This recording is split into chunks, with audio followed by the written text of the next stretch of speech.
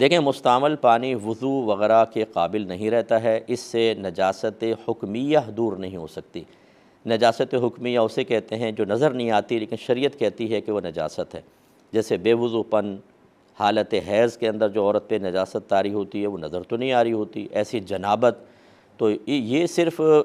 صاف صحیح پانی سے جو بالکل غیر مستعمل ہو اسی سے ہو سکتا ہے۔ اگر مستعمل ہو گیا یعنی جیسے بے وضو ہاتھ ڈالا تو چونکہ جیسے ہاتھ ڈالیں گے جو ہاتھ پہ نجاست تھی وہ سب اتر کر اس پانی میں مل جائے گی جو ہمیں نظر نہیں آ رہا، لیکن چونکہ شریعت نے نجاست کا تصور دیا تو وہ پانی مستعمل کہلاتا ہے۔ اور حقیقی نجاست جیسے پیشاب وغیرہ اس کی وجہ سے تو پانی ناپاک ہو جاتا ہے، تو اس کا حکم اس سے تھوڑا سا ہلکا تو رکھا ہے کہ اس کو ناپاک نہیں کہتے، لیکن یہ مستعمل ہوتا ہے اور مستعمل سے